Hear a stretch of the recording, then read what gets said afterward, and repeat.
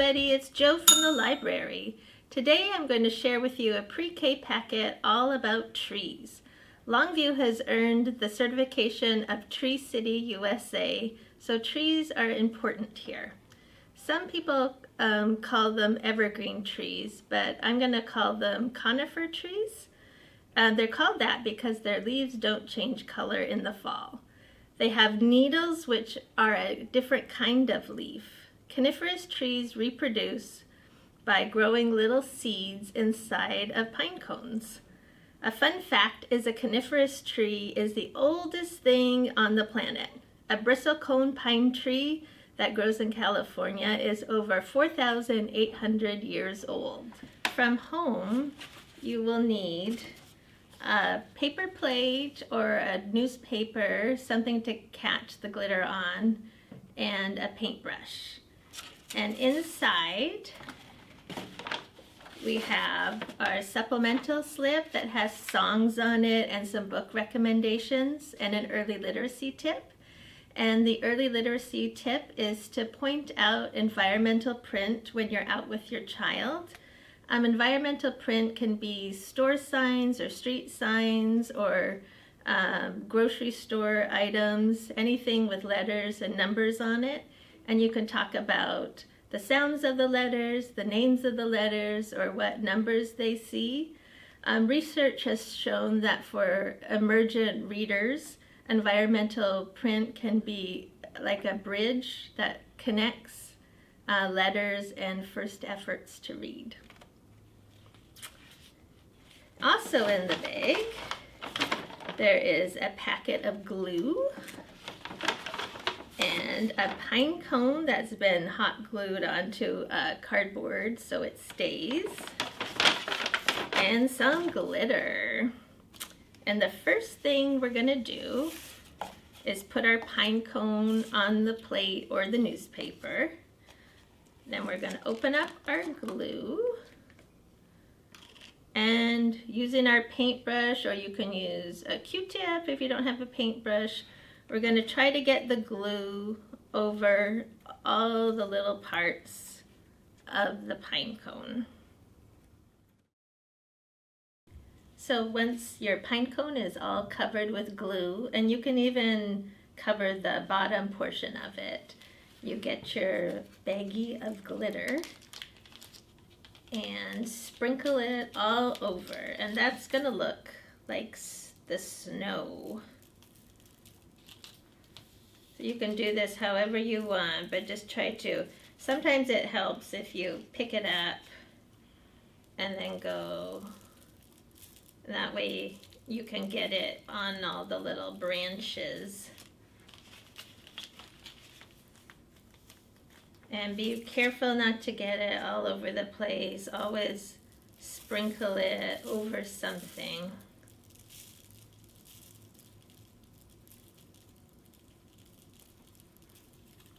And use as much or as little as you want. I'm going to use all of it that I got. All right. And there you have your coniferous tree. So I have two songs to share with you. The first one is called Down by the Tree Farm. And Longview and our whole area has lots of tree farms. And you sing it to the tune of Down by the Bay. And it goes like this. Down by the tree farm, where the conifers grow, is a home to many things.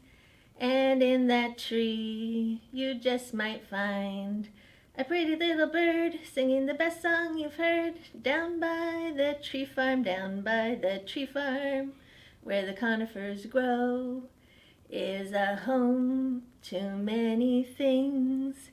And in that tree, you just might find a brown pine cone that fell by a stone. Down by the tree farm, down by the tree farm, where the conifers grow, is a home to many things. And in that tree, you just might find a frisky gray squirrel doing some twirls. Down by the tree farm, And the other song is called Trees in the Woods, and it's sung to the tune Wheels on the Bus. And it goes like this. The trees in the woods go swish, swish, swish, swish, swish, swish, swish, swish, swish. The trees in the woods go swish, swish, swish all day long. And then you can add additional verses like the squirrels in the woods go chuck, chuck, chuck, chuck, chuck, chuck, chuck, chuck, chuck. The squirrels in the woods go chuck, chuck, chuck all day long. Or you can say the owls in the trees say hoo, hoo, hoo, hoo, hoo, hoo, hoo, hoo, hoo. The owls in the trees say hoo, hoo, hoo all day long. For my book recommendations, the first one is called Redwoods by Jason Chin. A boy riding the subway finds a book about redwoods and strange things start to happen. This is a nonfiction fantasy mix that gives interesting facts about redwoods as well as perspective about their giant size. The next one is called Tell Me Tree, All About Trees for Kids by Gail Gibbons.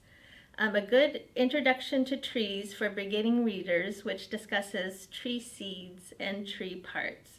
Gibbons implies that young scientists can learn all about trees by studying them. The end pages give good tips on pressing leaves and creating leaf and bark rubbings. Right there. The third book is a sweet book called Maple. It's not a conifer tree, but it's a really good book. This is by Lori Nichols, and it's a story about a girl named Maple, and her family plants her a maple tree, and she learns how to take care of it, and she loves it. And then she gets a baby sister, and she shows her baby sister the magic of the tree. And then another tree starts to grow, and the baby sister's name is Willow, so I bet you can guess what kind of tree starts to grow. And then the last book is called Winter Trees by Carol Gerber and illustrated by Leslie Evans. I really liked the artwork in this tree. It combines block print, collage, and watercolors. And you can almost hear the snow crunching underneath the boy's boots. He takes his dog for a walk, and they get to look at all the winter trees. Thanks everybody for watching. This will be our last pre-K packet of the fall 2022 season. We'll start back up in January with more content. Some events coming up, or we have our new story walk out that you guys can go see at Archie Anderson Park. And we're having a snowball on December 13th from 5:30 to 7 at the lower floor of the library. So if you want, you can come dressed up as your favorite royal, and we'll be having stories and crafts and games and food. So we hope to see you all at the library.